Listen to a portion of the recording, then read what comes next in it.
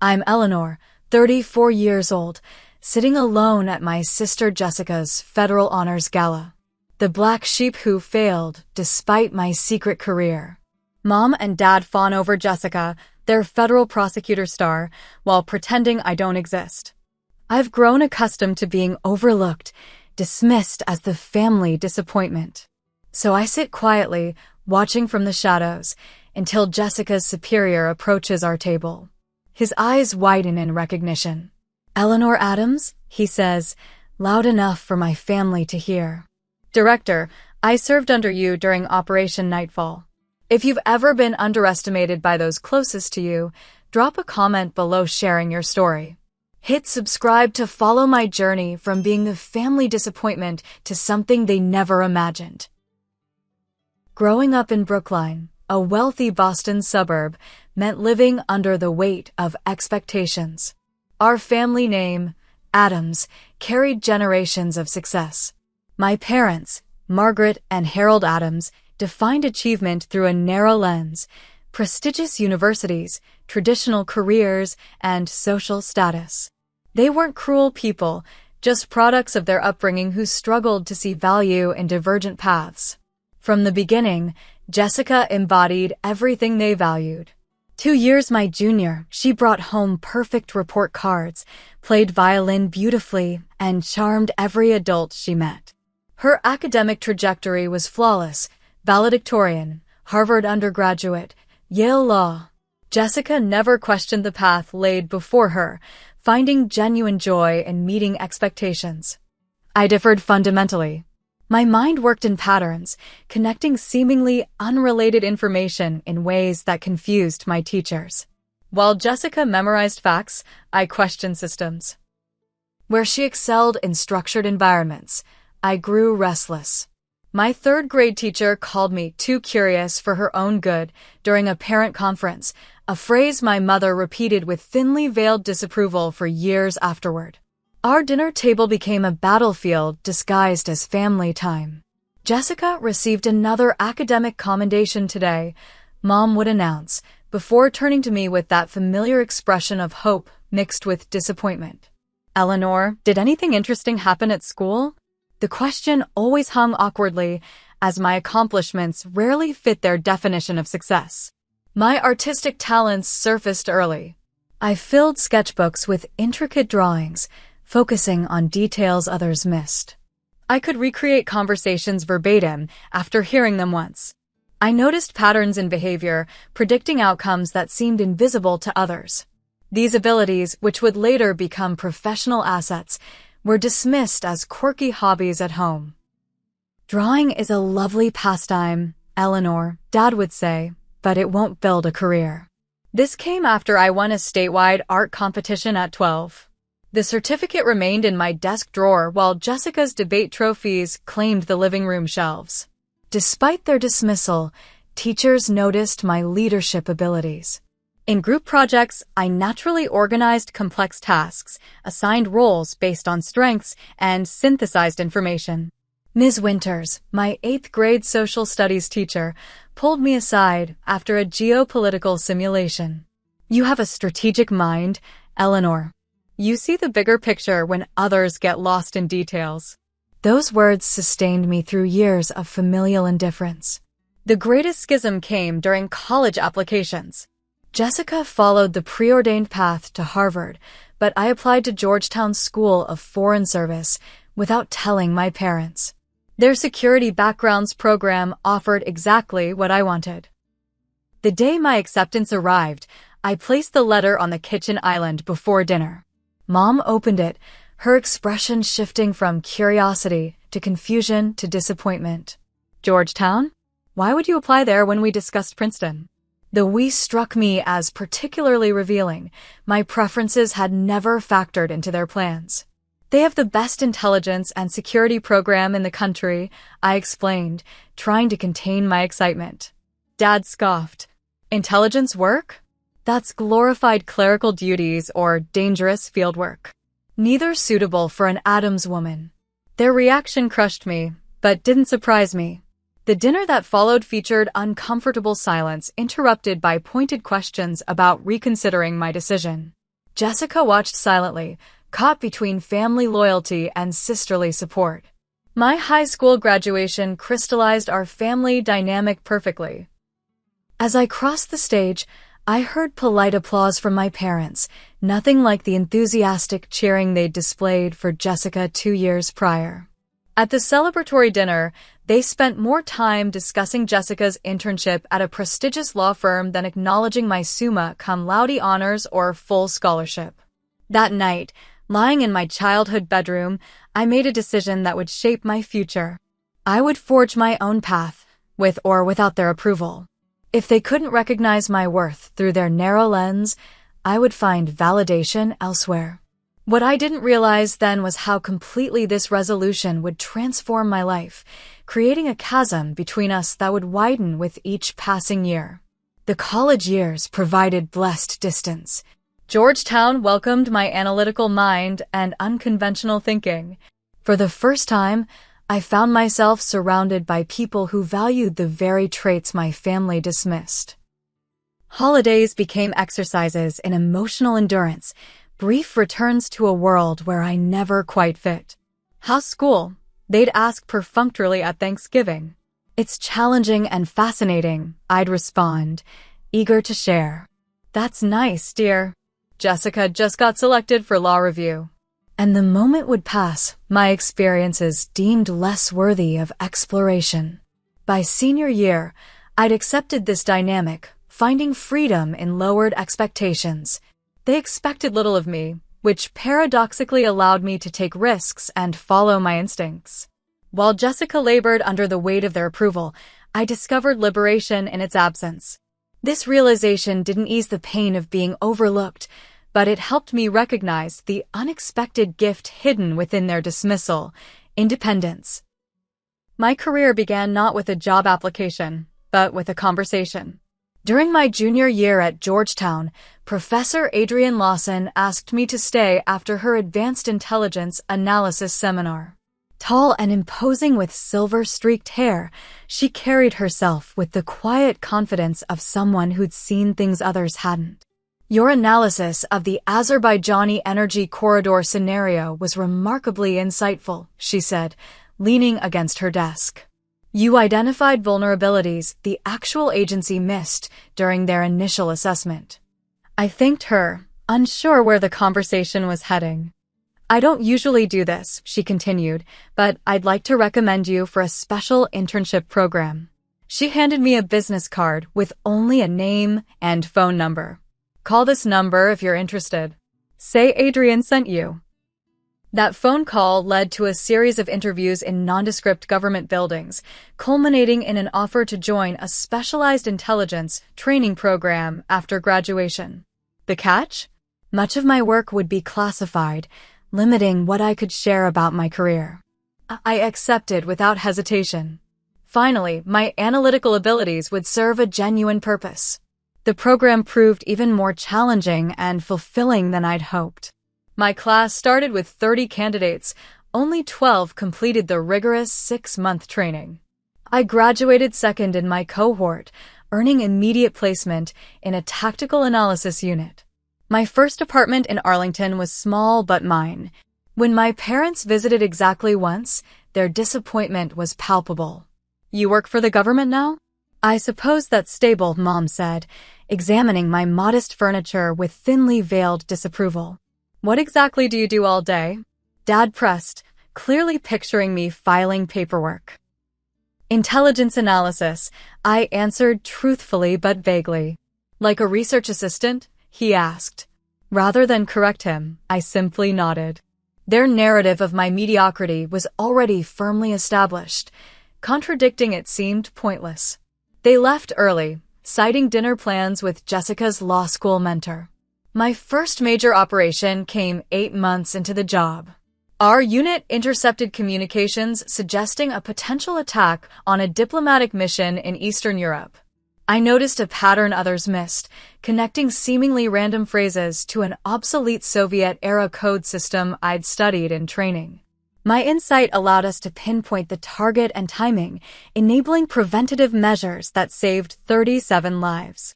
The director herself commended our team, singling out my contribution.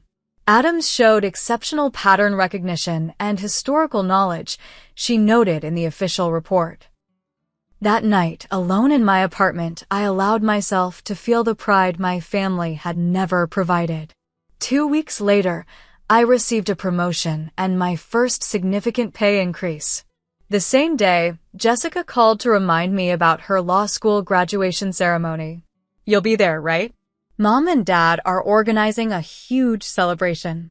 The dates conflicted with a critical briefing I couldn't miss. "Jessica, I'm so sorry.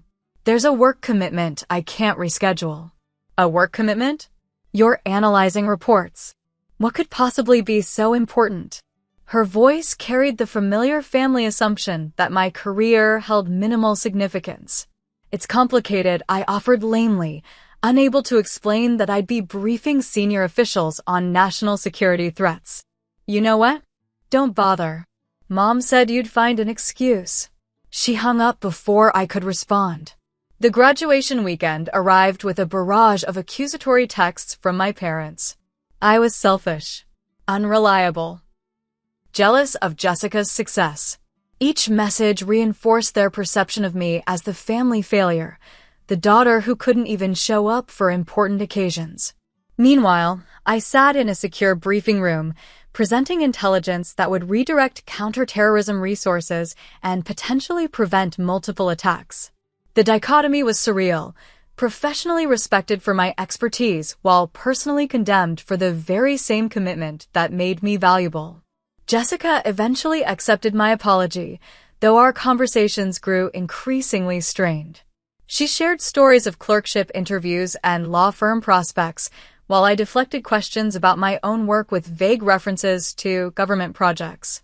In her mind, and certainly in my parents' view, I had settled for an unremarkable career while she soared. This pattern repeated with brutal consistency. Every family milestone I missed due to operational security deepened their conviction that I lacked commitment to anything meaningful. Each vague explanation about my work reinforced their belief that I had nothing significant to report. The isolation weighed heavily. My colleagues understood the sacrifices inherent in our profession, but couldn't replace family. I dated occasionally, but relationships faltered under the weight of secrecy and unpredictable schedules. One promising relationship ended when Brian, a pediatrician with kind eyes, grew frustrated with my frequent cancellations and limited explanations. "I feel like I'm dating a ghost," he said during our final conversation. "Half of you is always somewhere else, somewhere you can't talk about." He wasn't wrong. The nature of my work created a compartmentalized existence that few outside the intelligence community could understand. By my 26th birthday, I'd accepted that professional success might come at the cost of personal fulfillment, a trade-off I hadn't anticipated when accepting my position. The irony wasn't lost on me. While my family believed I lacked ambition and focus, in reality, my commitment to my career surpassed anything they could imagine. Their perception of my failure stemmed from the very dedication they claimed I lacked. But without the ability to correct their misconceptions, I remained trapped in a false narrative of my own making. By my 27th birthday, I'd established myself as a rising talent within the intelligence community. My analytical approach, combining historical precedent with psychological profiling and data pattern recognition, earned recognition from agency leadership.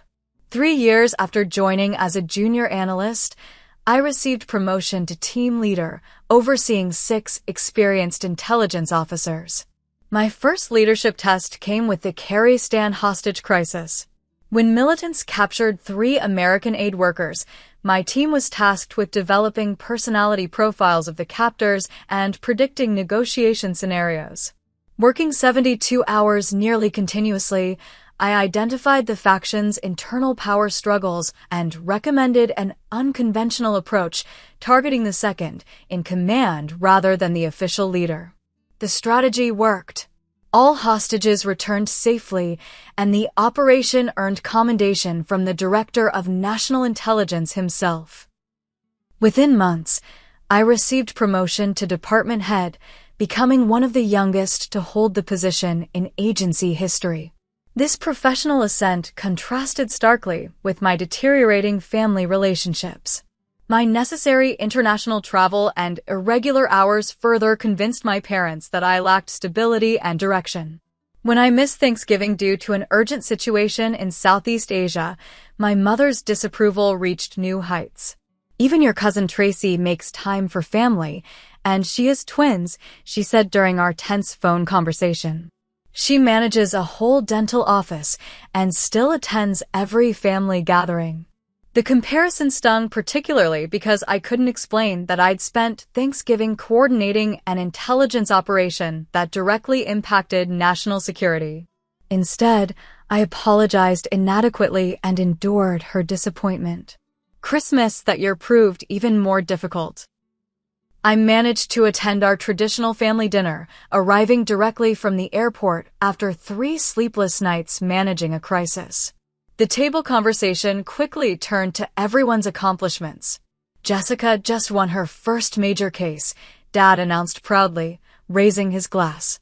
"The youngest prosecutor in her division to lead a federal fraud trial." "Congratulations, Jess," I said sincerely, genuinely happy for my sister despite my exhaustion. "And your cousin Michael just made partner at his accounting firm," Mom added, not so subtly glancing my way. Imagine, partner at 30. Shows what dedication can accomplish. Speaking of accomplishments, Aunt Patricia interjected, turning to me. "What exactly are you doing these days, Eleanor? Still with that government office?" "Yes," I answered simply, taking a large sip of wine. "Doing what exactly?" she pressed. "Intelligence analysis," I replied, using my standard vague description. "So, like a research assistant?" Uncle Robert asked, echoing my father's years-old assessment. "Something like that," I conceded, too tired to correct their misconceptions. "Eleanor has commitment issues," my mother stage whispered to Aunt Patricia. "Can't seem to advance or settle down. We're hoping she'll consider therapy." The comment burned like acid. That night, I slept in my childhood bedroom surrounded by Jessica's overflow law books, which my parents stored there since converting her room to a proper guest suite while mine remained frozen in time. The message couldn't have been clearer. Jessica moved forward while I remained stagnant in their eyes. 2 months later, Jessica announced her engagement to Alexander Whitman, son of family friends and a promising corporate attorney. Their engagement party was scheduled during an operation I was directing in Jordan. When I called to explain my absence, Jessica's patience finally snapped. "This is literally the most important day of my life, Eleanor. What government desk job requires missing your only sister's engagement party? You know what? Don't answer. Mom's right. You need professional help with your commitment issues." The following week, returning to my apartment after a 16-hour workday, I noticed subtle signs of an attempted entry. The security system showed no breach, but the barely visible scratch marks on my door lock triggered my training.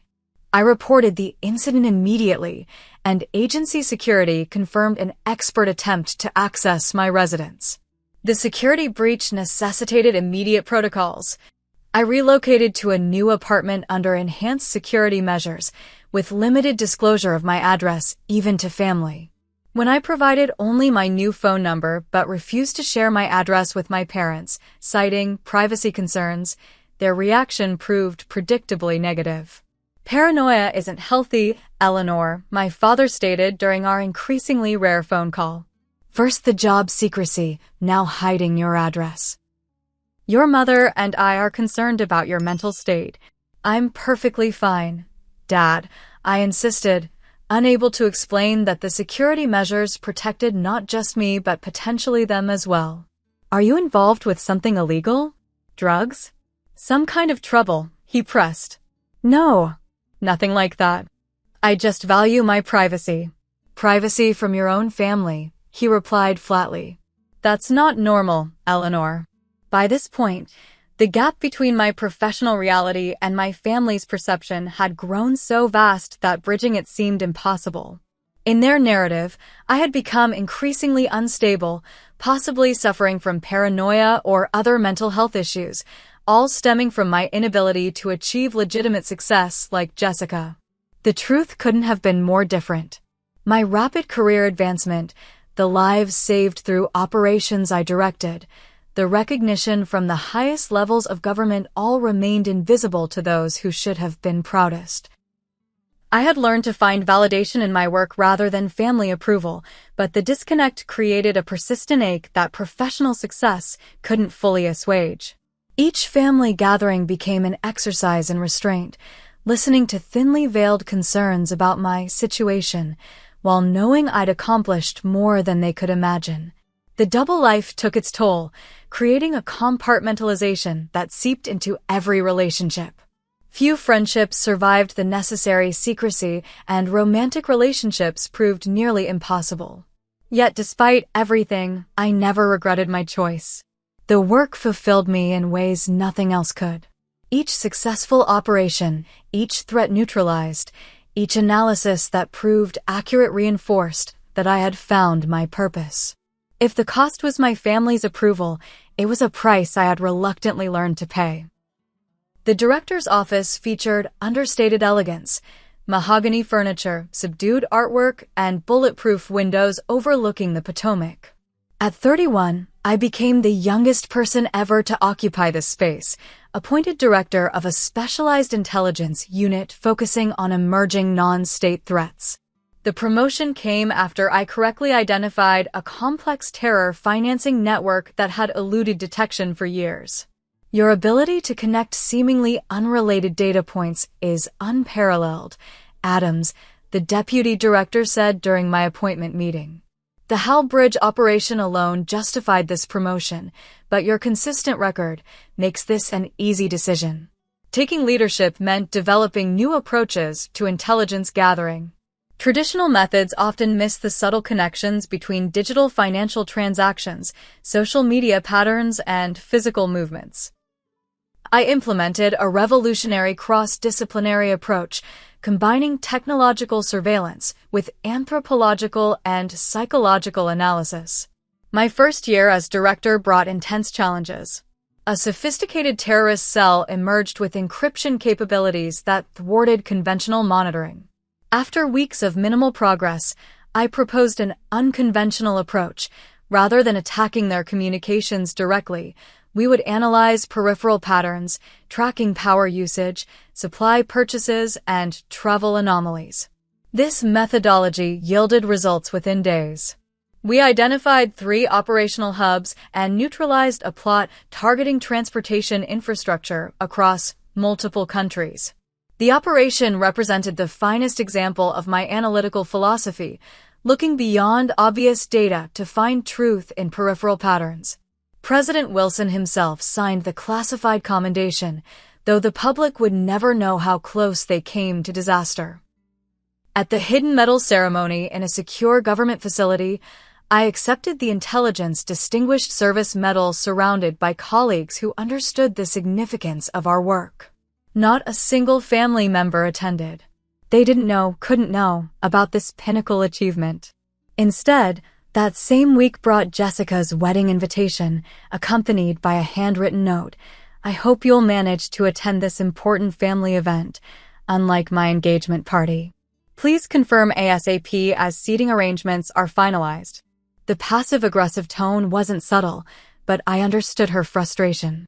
From her perspective, I had repeatedly demonstrated that my mysterious government job took precedence over family milestones. Without knowledge of what my work actually entailed, how could she interpret my absences as anything but selfishness? I immediately requested leave for the wedding weekend, determined to be present for this critical family event. My deputy director approved the request with the caveat that I remain on call for emergencies. For weeks, I anticipated finally participating in a family celebration without work interruptions. 3 days before the wedding, intelligence reports indicated imminent threat activity matching patterns from a known hostile group. Initial assessment suggested a 72-hour window for potential attack execution, directly overlapping Jessica's wedding. As director, My presence at headquarters became non-negotiable. The phone call to Jessica remains among the most painful conversations of my life.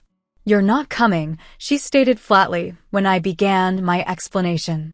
"There's an emergency at work, something I can't postpone or delegate," I tried to explain. "An emergency analyzing reports? Stop lying, Eleanor. Just admit you don't care enough to be there." "That's not true. I tried everything to make this work, but your boring desk job is somehow more important than the most significant day of my life," she interrupted. "Do you know how embarrassing this is? Everyone will ask where my only sister is." "I'm so sorry, Jessica. If there was any way..." "Save it. I'm done making excuses for you. Don't bother sending a gift." She hung up. Minutes later, my father called. His normally measured voice trembled with controlled anger. "You've disappointed us repeatedly, Eleanor, but this crosses a line. Your sister is devastated." "Dad, if I could explain." "What's to explain? Whatever report you're filing can wait a day. This is a choice you're making." "It's not that simple," I insisted. "It is that simple. Family or whatever game you're playing with this mysterious job. You've made your choice clear. Don't bother coming to any family events going forward. You clearly don't value them." The line went dead before I could respond.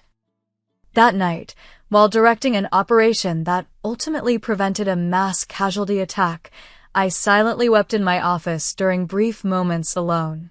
The professional triumph felt hollow against the personal loss.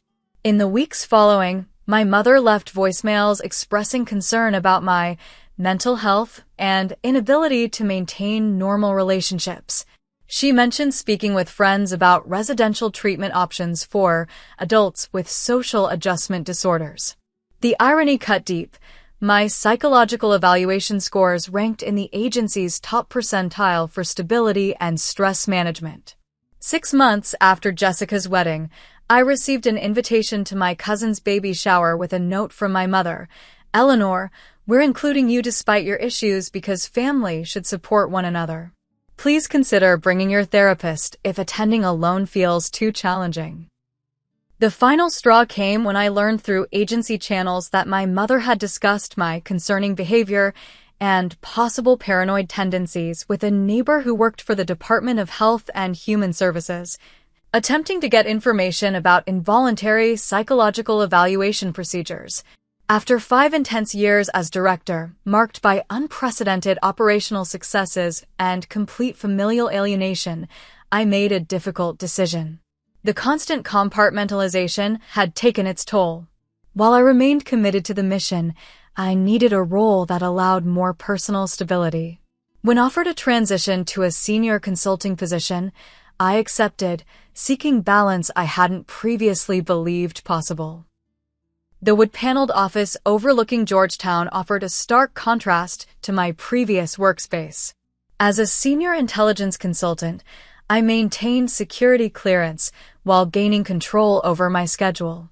The transition provided welcome stability after years of operational intensity, though I missed the direct involvement in critical situations. My new role primarily involved training analysts and consulting on complex cases. The regular hours and reduced travel created space to reconsider personal relationships, beginning with family.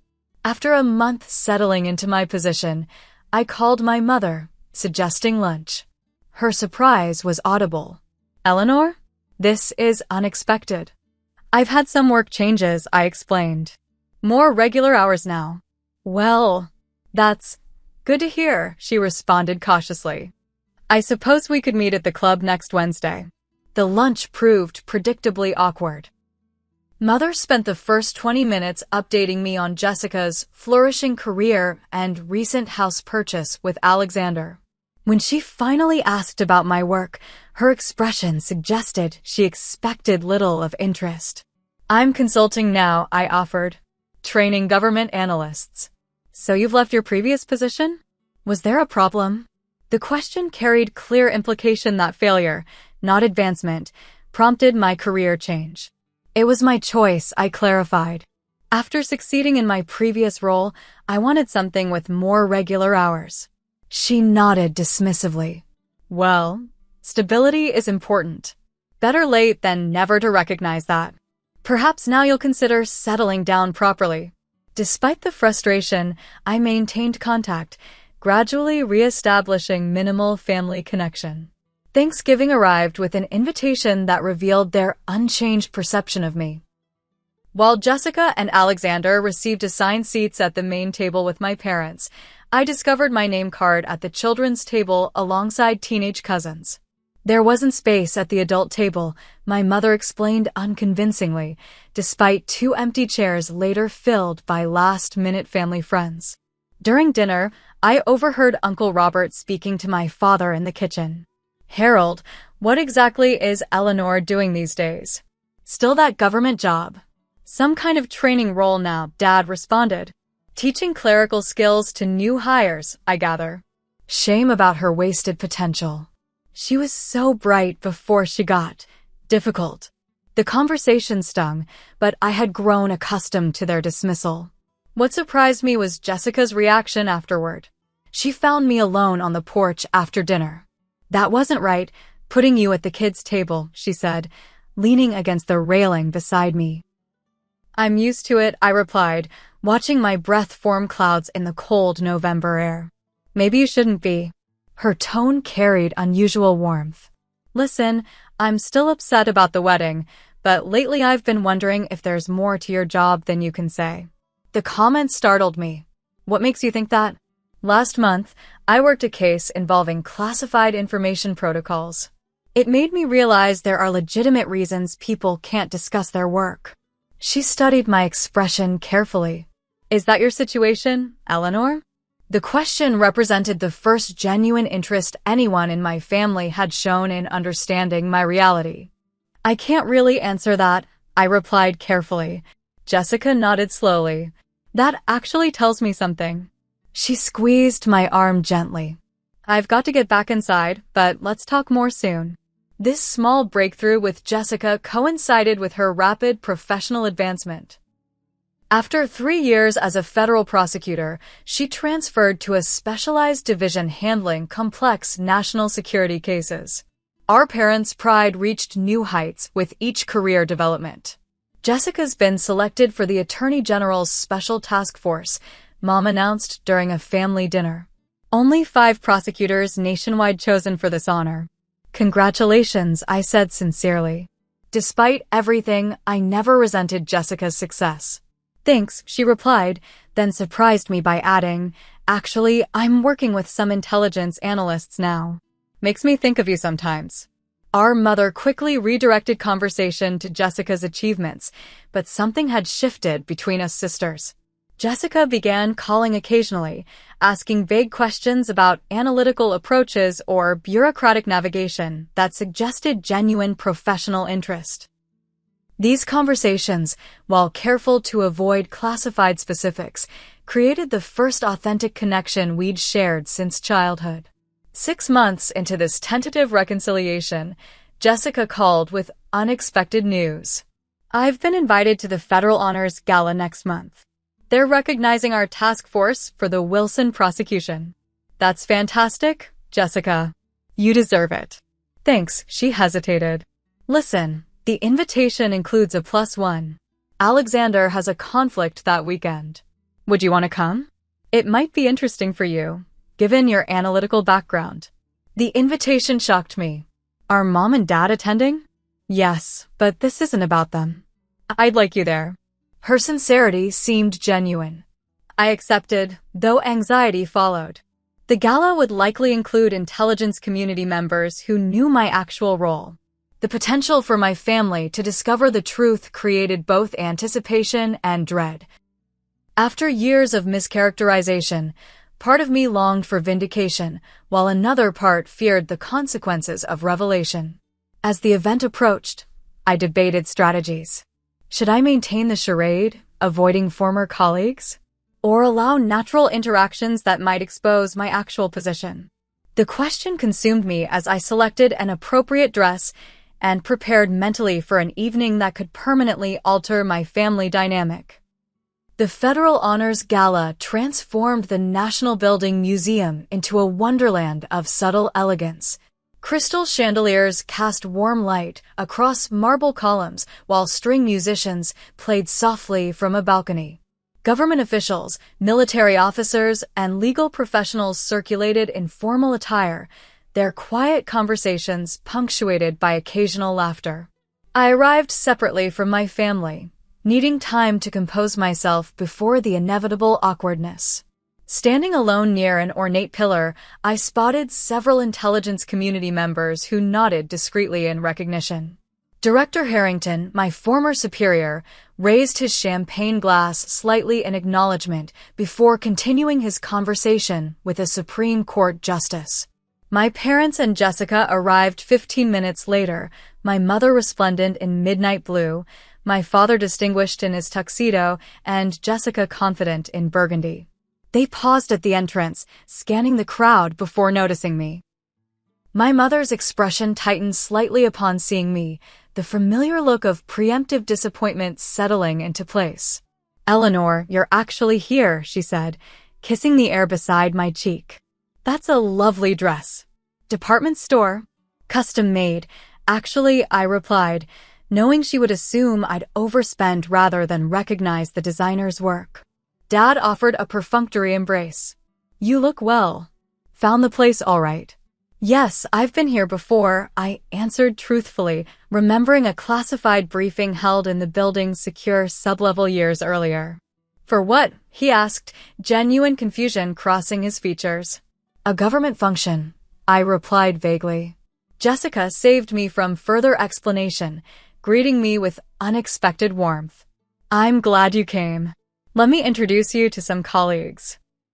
As Jessica led me toward a group of prosecutors, I noticed my parents already engaging with their friends, explaining my presence with dismissive hand gestures that clearly communicated their perception of me. "The Harrisons were asking about you," Jessica whispered. "Mom told them you're between positions right now." I corrected her, but she's determined to maintain her narrative. "I'm used to it," I assured her, though the familiar ache returned. The evening proceeded predictably. At our assigned table, I found myself seated at the furthest point from my parents, who spent cocktail hour introducing Jessica to influential connections while pretending not to notice when I recognized Deputy FBI Director Wilson and engaged in comfortable conversation about Southeast Asian policy implications. During dinner, I maintained polite conversation with the Justice Department attorney beside me while discreetly nodding to former colleagues across the room. Throughout the meal, I caught snippets of my parents bragging about Jessica's accomplishments to tablemates, never once mentioning my existence. "Did you know about the Adams case?" I overheard someone at a neighboring table mention. "The way they infiltrated that network was revolutionary. Word is Director Adams completely transformed analytical protocols." I suppressed a smile, recognizing the classified operation they referenced obliquely. The Adams they discussed was me, though the coincidental surname meant my parents never connected the occasional news references to their daughter. After dinner, the formal recognition ceremony began. Jessica's task force received well-deserved honors for their prosecution work. I applauded genuinely as she accepted the award, proud of her accomplishments despite our complicated history. Our parents beamed with unrestrained pride, their standing ovation continuing long after others had seated themselves. As the ceremony concluded and attendees returned to mingling, I prepared to make a graceful early exit. The evening had gone exactly as expected, reinforcing family dynamics without incident. I had just signaled to Jessica that I was leaving when FBI Assistant Director Nathaniel Pierce approached our family table. Tall and imposing with silver temples adding distinction to his appearance, Pierce headed the counterterrorism division and had worked directly with my unit on multiple operations. I tensed immediately, recognizing the potential for my cover to collapse. "Excuse me," he said, addressing my parents. "I wanted to congratulate you on your daughter's outstanding work. The prosecution team performed exceptionally." "Thank you," my mother replied, practically glowing. "We've always known Jessica was destined for greatness." Pierce smiled politely at Jessica before his gaze shifted to me. His eyes widened in recognition. "Eleanor Adams," he said, voice carrying clearly. "Is that really you?" My father looked confused. "You know Eleanor?" Pierce turned to him, genuine surprise evident. "Know her?" "Of course I know Director Adams. She revolutionized our joint operational protocols during the Hal Bridge situation." He turned back to me. "Director, I served under you during Operation Nightfall. Your analytical framework saved countless lives." The silence that followed felt endless. My mother's champagne glass froze midway to her lips. My father's expression cycled rapidly through confusion, disbelief, and shock. Jessica stared at me, mouth slightly open. "I didn't realize you were related to Jessica," Pierce continued, oblivious to the family drama unfolding. "Though I suppose the Adams connection should have been obvious." "Director," my father finally managed. "What is he talking about, Eleanor?" Pierce looked between us, suddenly sensing the tension. "I'm sorry, have I spoken out of turn? I assumed your family was aware of your position." Before I could formulate a response, FBI Director Marshall approached, nodding respectfully toward me. "Eleanor, good to see you. Your consulting work on the Riyadh analysis was invaluable. We've implemented your recommendations across all divisions." My mother's composure finally broke. "Consulting work? Director? Eleanor, what is happening?" As if the universe intended to completely shatter my carefully maintained separation between worlds, Secretary Donahue from Homeland Security stopped briefly at our table. "Adams, the President asked me to convey his personal thanks for your work on the Jakarta situation. Exceptional as always." The expressions on my family members' faces would have been comical under different circumstances. Jessica recovered first, her legal training evident in her composed response. "It seems we have much to discuss," she said quietly. "Perhaps somewhere more private?"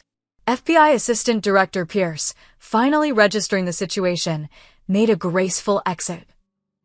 "I'll leave you to your family conversation. Eleanor, we should catch up soon about the Karachi developments." As he departed, other officials who recognized me approached, each interaction further cementing the revelation. By the time we found a private anteroom off the main hall, my parents appeared shell-shocked, while Jessica seemed to be processing everything with analytical precision. "You're going to explain exactly what's happening," my father demanded once we were alone. "Right now." "I'm not exactly sure where to begin," I said, sitting across from my stunned family in the anteroom's plush armchairs. "The beginning would be appropriate," my father stated, his authoritative tone undermined by visible confusion. I took a deep breath, organizing thoughts I'd never expected to verbalize. "The government position I've held isn't what you assumed. For security reasons, I couldn't correct your misconceptions." "Security reasons?" my mother repeated incredulously. "What exactly have you been doing all these years?" "Intelligence work," I answered, finally able to acknowledge the truth. "Advanced threat analysis initially, then operational leadership, eventually directing a specialized intelligence unit." "Director," Jessica said slowly, testing the word. "That man called you Director Adams?" "Yes." "I became unit director at 31. Youngest in the division's history." My father shook his head in disbelief. "This makes no sense. You've been what, some kind of spy?" "Not field operations," I clarified. "Strategic intelligence. My analytical systems identified threat patterns others missed. We prevented numerous attacks through preemptive identification." "If this is true," my mother interjected, "why would you hide it? Why let us believe you were underperforming in some minor government role?" The question carried years of accumulated judgment. Most of my work was classified. Discussing details risked security breaches and potentially lives. "You could have said something general," Dad argued. "Given us some indication of your actual position." I tried, subtly. But once you formed your narrative about my career, any contradiction was dismissed as exaggeration or deflection. The years of frustration edged into my voice.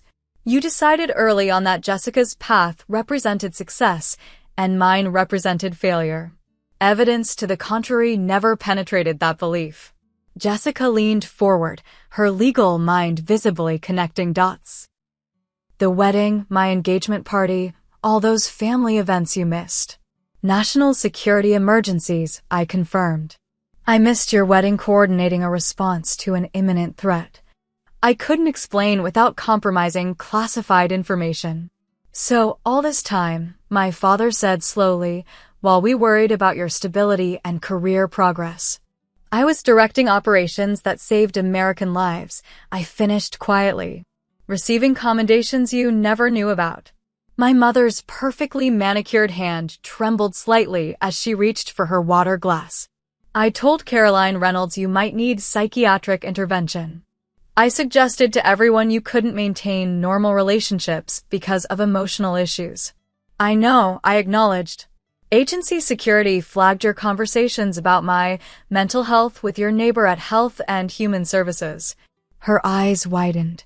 You knew about that? Mom, I directed an intelligence unit. Very little escaped our notice, especially concerning our own personnel. A heavy silence fell as they processed this information.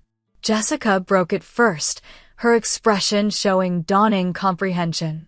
The Hell Bridge operation he mentioned. That was the terrorist financing network exposed 3 years ago. Her prosecutor's mind worked visibly. You led that. I nodded. My analytical approach connected financial patterns with communication signatures others missed. That case prevented multiple attacks, she said, professional respect entering her voice. We prosecuted domestic connections to that network last year. My father stood abruptly, pacing the small room. This is overwhelming. You're saying you've been a high-ranking intelligence official this entire time? While we believed you were struggling in an entry-level position. Yes, I answered simply. Why transition to consulting? Jessica asked. If you were so successful? The question touched on personal truth I'd rarely acknowledged. After 5 years as director, I wanted more life balance. The position demanded complete dedication, which meant sacrificing personal connections, including family. My mother looked stricken. And we made that sacrifice harder by assuming the worst about your absences. You had no framework to understand, I conceded. Without knowing the actual circumstances, your conclusions seemed reasonable. Jessica reached for my hand, surprising me. I said terrible things to you about missing my wedding. Called you selfish when you were literally protecting people. You couldn't have known, I assured her. I should have trusted you more, she insisted, given you the benefit of doubt. My father stopped pacing, facing me directly. All those years we compared you unfavorably to Jessica, to your cousins. He looked physically pained. We were completely wrong about you.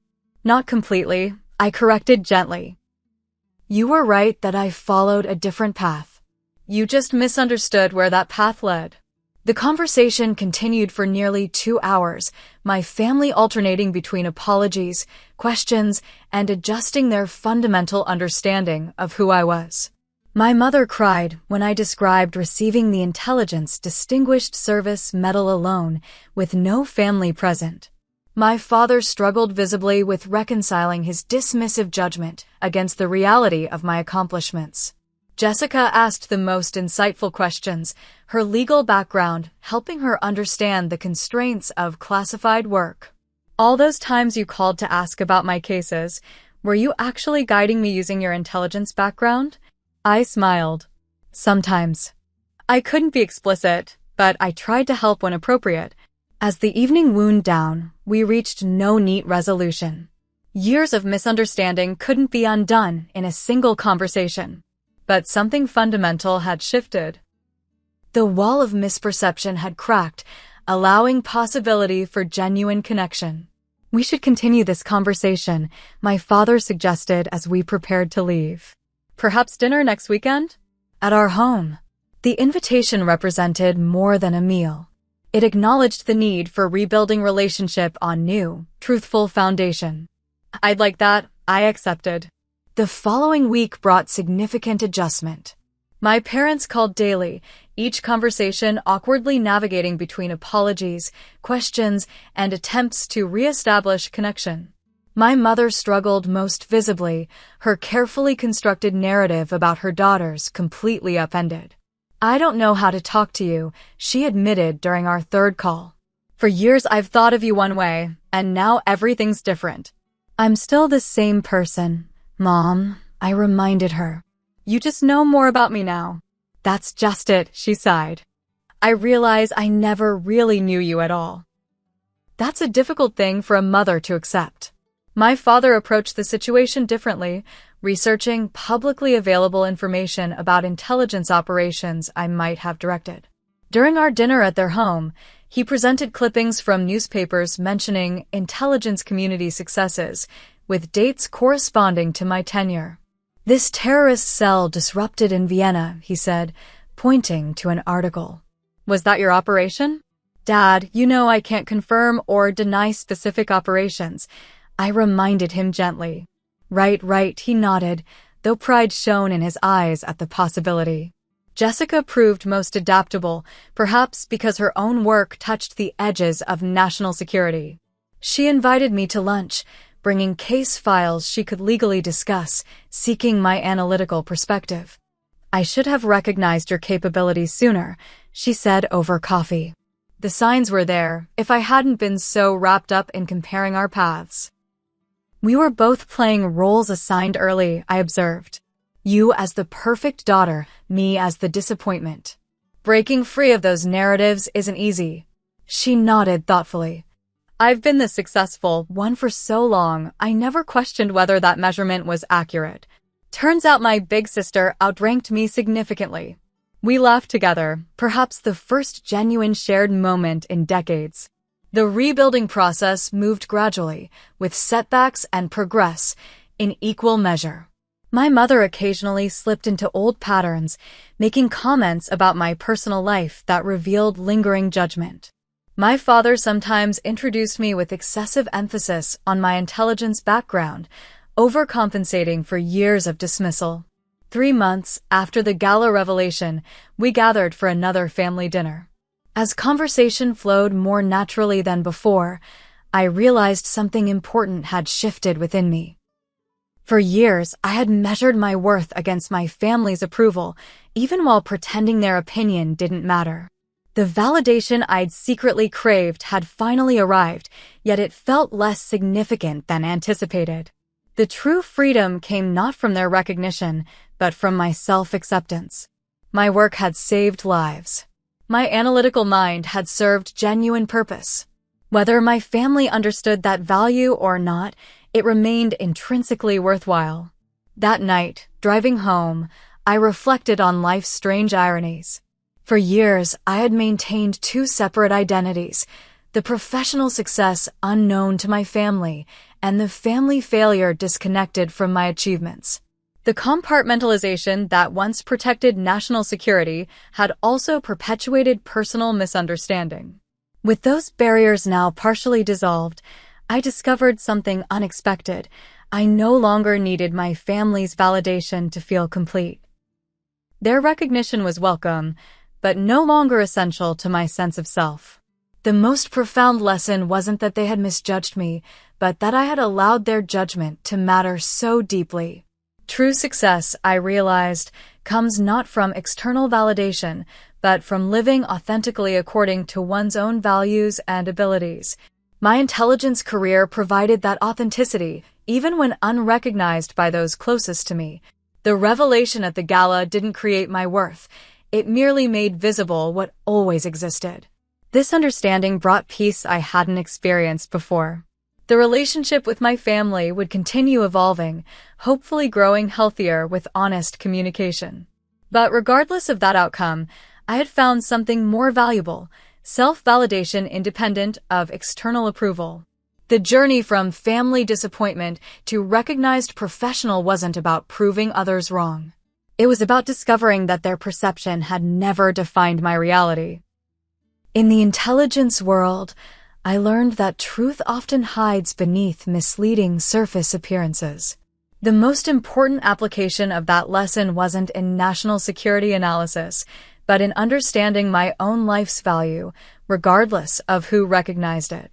Have you ever had family members or close friends completely misunderstand your path or achievements?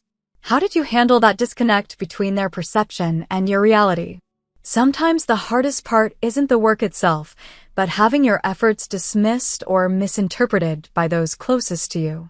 Share your experience in the comments below. If this story resonated with you, please subscribe and hit that like button so more people can discover these hidden life experiences.